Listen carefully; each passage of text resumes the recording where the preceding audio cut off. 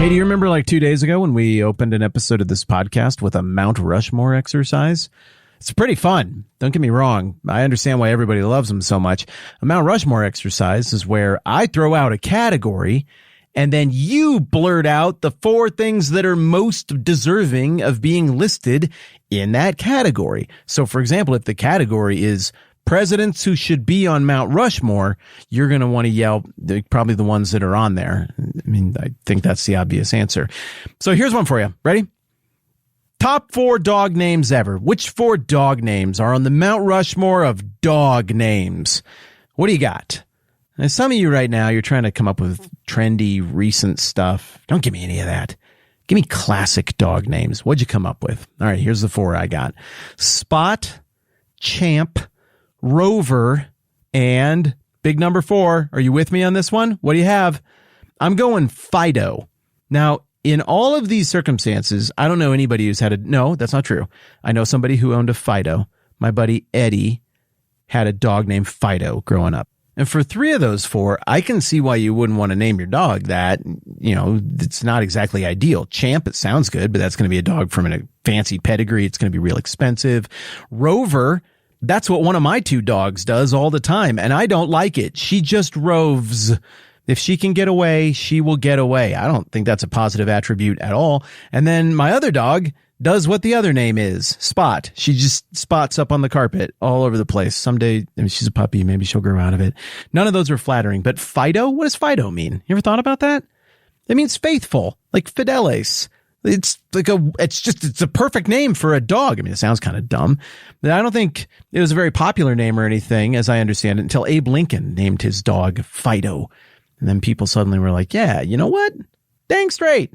That's exactly what a dog is. Faithful and loyal. That is an ideal name for a dog. So maybe instead of getting all clever next time, I'll just name my dog Fido. Because really, who hates faithfulness, right? Who hates that in a friend? Who hates that in a spouse? Who hates that in a boyfriend or girlfriend? Who hates that in a leader or a mentor? Nobody. We all want faithfulness from the people we put our trust in. And faithfulness, likewise, is one of the attributes of God that is imparted to Christians by the Spirit, according to Galatians 5:22. But the fruit of the Spirit is love, joy, peace, patience, kindness, goodness, faithfulness, Fido, gentleness, and self-control. Against such things there is no law. So what does this faithfulness thing look like? Okay, like pretty much everything else on the list here in the fruit of the Spirit, there's kind of an obvious first thing that comes to mind level meaning on that. And then as we start to peel back the layers a little bit biblically, we discover, hey, this is a more complex idea and there's a lot to it. Well, what is faithfulness at its core? Just as you think of it, before we go and do any Bible stuff, let's just do the exercise together. I don't have this prepared, so I'm workshopping this with you in this exact moment. What is faithfulness? Well, it means doing the stuff that you said you were going to do. Let your yes be yes and your no be no, right? People who do that, we consider them faithful. Trusting, but like believing in you, I think that's kind of faithfulness. Maybe that's not the perfect terminology. That sounded a little bit Disney, but I would say my friends who I call faithful, if something bad was said about me, they would give me the benefit of the doubt. They would have a degree of, well, benefit of the doubt. I think that's the right term. Faithfulness. Steady. I think steadiness is something we associate with faithfulness.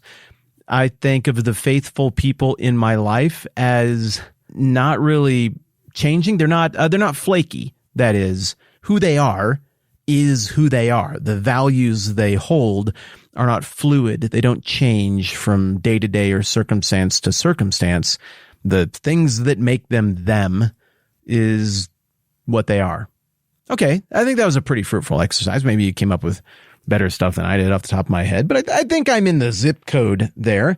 So what do we have when we look for the word faith or faithfulness, specifically faithfulness from stuff around the Bible? I was able to brainstorm a couple, and the first one I came up with I don't think it even has the word faithfulness in the verse, but it just kind of is a description of faithfulness. Maybe I'm remembering it wrong. Again, could have looked all this up in advance. But then we lose the fun vibe of the program, right? Which is we're figuring it out together, and we do this every day. So it's not like I have infinite time to solve the whole Bible and then just make a podcast about it. It's just the only way for this to work, practically speaking, is for us to figure this stuff out together. All right, Psalm 103. 17 through 18. There we go. But from everlasting to everlasting, the Lord's love is with those who fear him, and his righteousness with their children's children, with those who keep his covenant and remember to obey his precepts. Well, dang, that kind of cuts both ways. There was more there than I remembered. So we're kind of getting into two levels of faithfulness there. The God faithfulness, which is from everlasting to everlasting, super steady. He is love back then. He is love now. He will be love later. He's righteous. He's good, unchanging. The steadiness of God is one level of faithfulness. And the first half of that passage in Psalm 103 focuses on the faithfulness of God, even though it doesn't technically use that exact word. And then the second half, just like all the different things on this list of fruit of the Spirit, the second half is kind of us mirroring that. It is humanity touched by God, living life by the Spirit, giving those back. That, the idea of keeping his covenants and remembering to obey his precepts. The idea is God sets the standard for faithfulness, and then faithfulness, to whatever degree we can do that by the power of the Spirit, that is the response. Let's look at some stuff that actually has faithfulness in the verse. It seems like we need some smoking gun Bibling here at this point. Do you all know what I mean, by the way, when I say smoking gun? Like, multiple levels of evidence, right? And you picture a 1-hour detective TV show or whatever, like an old-timey detective show in black and white on TV, and you'd have really contrived solutions some weeks where it was like, well, you were at the market that day when the person with the poisonous powder was there, and you would have had time when you slipped behind that dumpster to buy that from them, and you would have had motive because you were over here. That's right, I did it. And in that case, the evidence isn't smoking gun. It's very complex, and the clever detective has to piece it together. A lot of stuff that we do in the Bible takes a little cleverness. We got to look at the big picture. We have to consider a lot.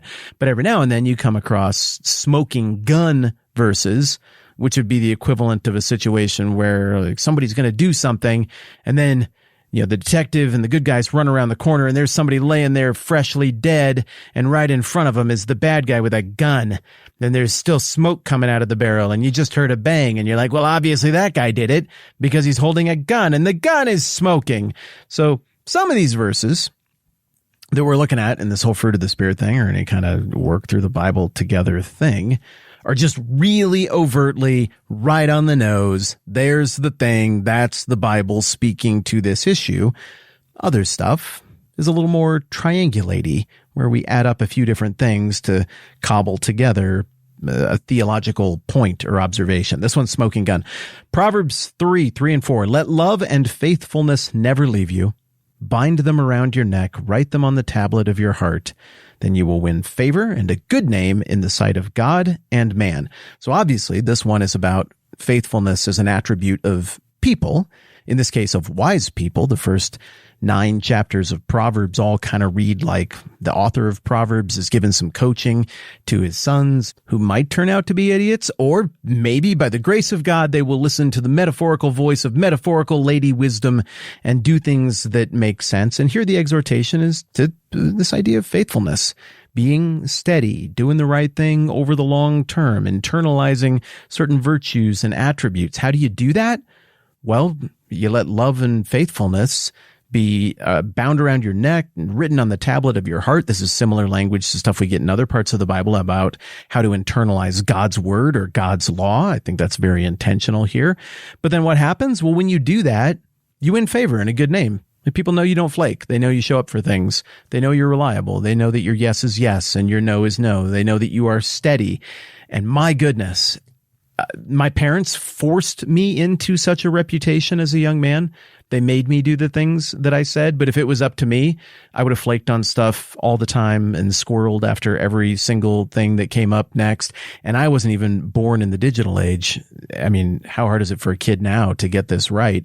But the idea of this proverb is that faithfulness isn't just an attribute of God, but it's a very desirable attribute this is written to young people, the first 9 chapters of Proverbs. It's a remarkable attribute when a young person can muster this. And the idea is that love and faithfulness and the law of God, these are things to literally put on your person or metaphorically internalize deeply into your heart so that you become steadily these things. All right, that was a good one. I feel real good about that. Let's do more Old Testament.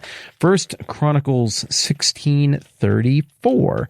I bet some of you right now are like, hey, I remember that one. I memorized it was on my list of things to memorize. If it wasn't, this is a good one to put on your list. Give thanks to the Lord, for he is good. His love endures forever. Now, you might be like, wait, doesn't it kind of more or less say that in other parts of the Bible as well? And the answer is, yeah, that's kind of a famous turn of a phrase there. But the basic point is, they give thanks to the Lord. Why? His steadiness. In this case, this phrase is about praising God for his faithfulness, his consistency, which is a pretty cool thing because you think about how up and down your emotions are when it comes to your sports team losing a couple of games in a row. Oh, we're terrible forever. They win 5 in a row. We're the best thing ever. Your political team scores a couple wins. Everything's going to be great for the future. The other team scores some wins. This place is going to hell in a handbasket. And we're so up and down. We're so meteoric or mercurial rather. And God isn't. He sees the big picture. His faithfulness, his love, they endure forever. He's playing a different game than we're playing, and that is a reason to give thanks to the Lord. All right, what else do we got? Let's stay in the Old Testament. Ooh, do I want to do that one? Nope. I'm saving this one for tomorrow. Dang, I can't believe we're actually doing another 2-day thing. Do you remember way back at the beginning of all of this? And I was like, all right, we're going to do the fruit of the Spirit. And, it's going to be tempting to do a breakdown of each word, but we're going to try and just, we'll move past that. We have not done that at all.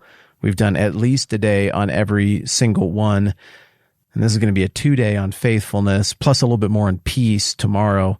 So on average, I think we're going to end up with solidly 2 for each. And guess what?